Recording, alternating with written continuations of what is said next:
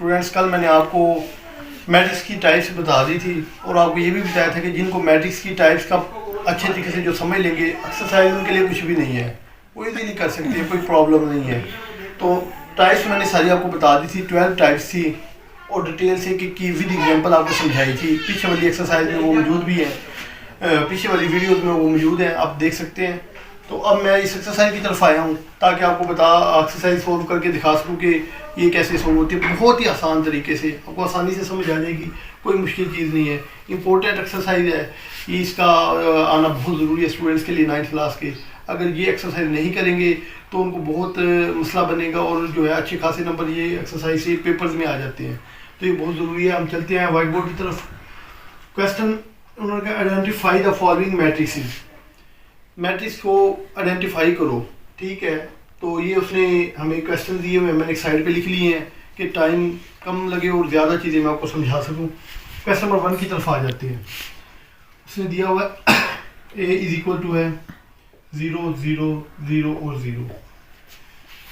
उसने कहा जी आइडेंटिफाई करो ये कौन सा मैट्रिक्स है। मैंने कल आपको बताया था कि जिसमें तमाम ज़ीरो हों उसे हम नल मैट्रिक्स कहते हैं, ज़ीरो मैट्रिक्स या नल मैट्रिक्स कहते हैं। तो इसमें तमाम की तमाम ज़ीरो है तो सिंपल इसे हम कहेंगे ज़ीरो मैट्रिक्स। ज़ीरो मैट्रिक्स या इसे कह देंगे और नल मैट्रिक्स।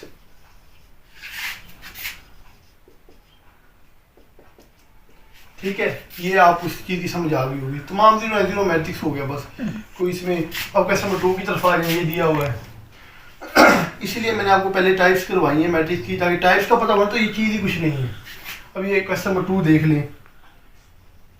ये आपकी बुक से क्वेश्चन मैंने इधर पहले नोट कर लिए हैं ताकि फिर बार बार जो है ना देखने में टाइम ज़्यादा लग जाता है। ये क्वेश्चन नंबर 2 दिया हुआ है, तो उसे कहा ये कौन सा मैट्रिक्स है। मैंने आपको बताया था कि कोई भी ऐसा मैट्रिक्स जिसमें एक रो हो और ज़्यादा कॉलम्स हो उसे हम रो मैट्रिक्स कहते हैं। तो इसमें एक ही रो है और कॉलम ज़्यादा है तो इसे हम क्या कहेंगे, रो मैट्रिक्स।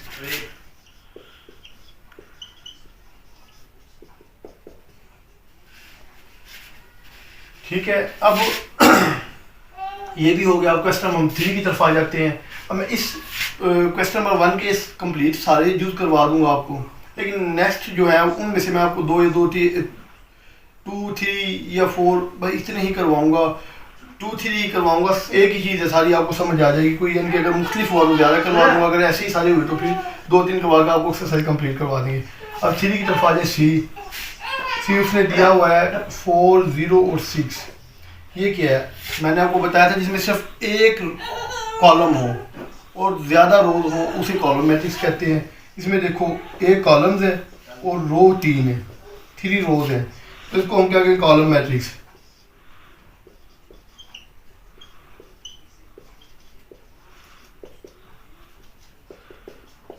ठीक हो गया, ये कॉलम मैट्रिक्स है। तो इसी तरीके से मैं अब आगे जाता हूँ, आपको नेक्स्ट क्वेश्चन की तरफ लेके जाते हुए ये डी वाले पे आ जाए। डी दिया हुआ है हमें 1 0 0 1।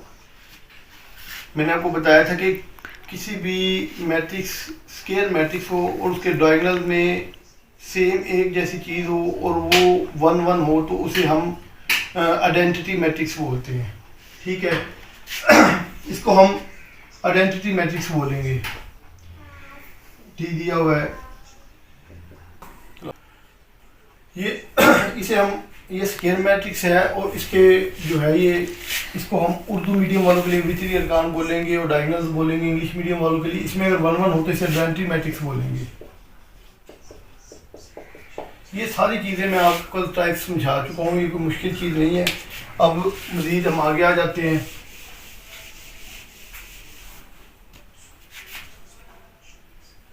ये इसमें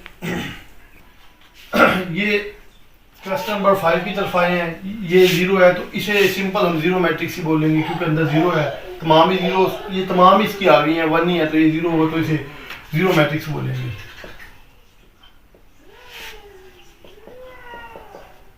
ठीक हो गया। अब आगे क्वेश्चन नंबर 6 और लास्ट की तरफ जाते हैं, एफ की तरफ।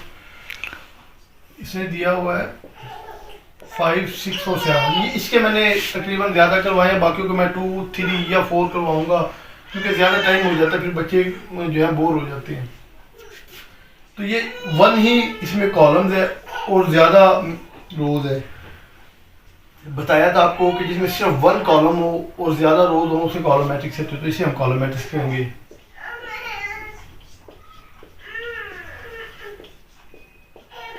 ठीक हो गया, ये क्वेश्चन नंबर 1 के कंप्लीट तमाम व्यूज हो गया। अब हम क्वेश्चन नंबर 2 की तरफ चलते हैं।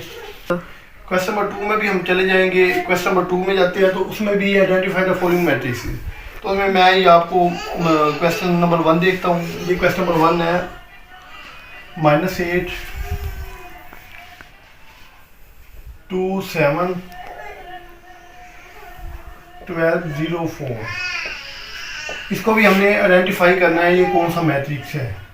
ठीक है, कल मैंने आपको बताया था जिसमें रोज की तादाद कॉलम्स की तादाद के इक्वल ना हो उसे हम रेक्टेंगुलर मैट्रिक्स बोलते हैं। आपको पता है आप इसकी शेप भी रेक्टेंगुलर जैसी ही होती है, तो इसे हम रेक्टेंगुलर मैट्रिक्स बोलेंगे।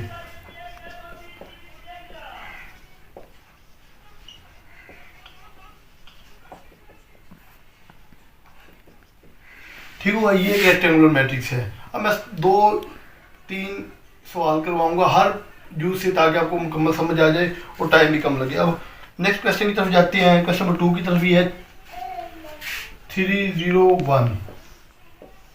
इसको भी आइडेंटिफाई करना है कौन सा मैट्रिक्स है। तो ये पीछे हम करके गए थे कि एक ही कॉलम है और ज़्यादा रोज है, तो ये कॉलम मैट्रिक्स होगा, इसे हम कॉलम मैट्रिक्स बोलेंगे।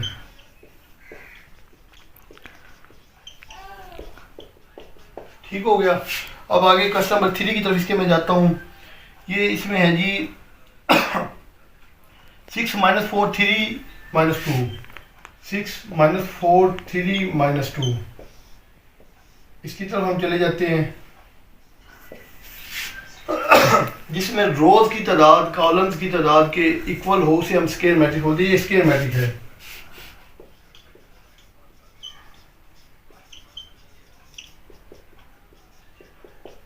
ये एक स्क्वायर मैट्रिक्स है। ठीक है, बस इससे मैंने क्वेश्चन नंबर 2 से ये 3 ही आपको करवाए हैं। अब क्वेश्चन नंबर 3 की तरफ चलते हैं हम। मैं कोशिश कर रहा हूँ कि आपका टाइम कम से कम लिया जाए और आपको कंप्लीट एक्सरसाइज भी करवा दी जाए। क्वेश्चन नंबर 3 है, उसमें भी यही है आइडेंटिफाई द फॉलोइंग मैट्रिक्स। उसका हम क्वेश्चन नंबर 1 करते हैं। ये है जी 4 0 0 4। क्वेश्चन नंबर 1 ये है। ये देखिए जी, मैंने आपको बताया था कोई भी ऐसा स्क्वायर मैट्रिक्स जिसके डायगोनल के में जो सेम चीज़ हो और वो 1 ना हो, ठीक है, तो उसे हम कहते हैं स्केलर मैट्रिक्स। ठीक है, तो ये तो इसके वितरी अरकान में इसके डायगोनल में सेम चीज़ है, तो इसे हम स्केलर मैट्रिक्स बोलेंगे।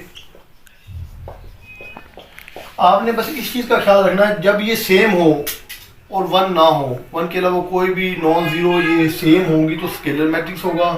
अगर ये सेम ना हो और 1 के अलावा कोई चीज़ हो तो इसे डायगोनल मैट्रिक्स बोलेंगे। अगर ये वितरी अरकान इसके डायगोनल में 1 1 हो तो इसे डायगोनल मैट्रिक्स बोलेंगे। तो सॉरी आइडेंटिटी मैट्रिक्स बोलेंगे। तो डायगोनल मैट्रिक्स उस टाइम बोलेंगे जब इधर सेम ना हो कोई भी चीज़ और नॉन ज़ीरो भी कोई 1 नॉन ज़ीरो हो इनमें से, तो इसे डायगोनल मैट्रिक्स बोलेंगे। तो अब हम आगे चलते ही क्वेश्चन नंबर 1 कर दिया मैंने। 3 ही करवाऊंगा मैं, टाइम ताकि कम लगे। क्वेश्चन नंबर 2 की तरफ जाते हैं। ये दिया हुआ जी 2 0 0 -1। अब ये देखिए, अब ये जो इसके डायगोनल मैट्रिक्स है वितरी अरकान है, इसमें इन्होंने ये सेम नहीं दिए हुए। ठीक है, तो और ये अदर तो जीरो ही होती है, तो इसको हम डायगोनल मैट्रिक्स, एक तो ये स्क्वायर मैट्रिक्स है, सबसे पहले ये शर्त होती है स्क्वायर मैट्रिक्स हो, अगर इन अरकान की तादाद सेम ना हो, शक्ल सेम ना हो, तो इसे हम डायगोनल मैट्रिक्स बोलते हैं। तो ये डायगोनल मैट्रिक्स है। ठीक है, अब आगे हम चले जाते हैं कि क्वेश्चन नंबर 3 की तरफ। ये दिया हुआ जी 1 0 0 1। अब ये देखो इधर ये 1 1 है, तो इसको हम आइडेंटिटी मैट्रिक्स बोलेंगे। इसे आई से शो करते हैं और आइडेंटिटी मैट्रिक्स कहते हैं।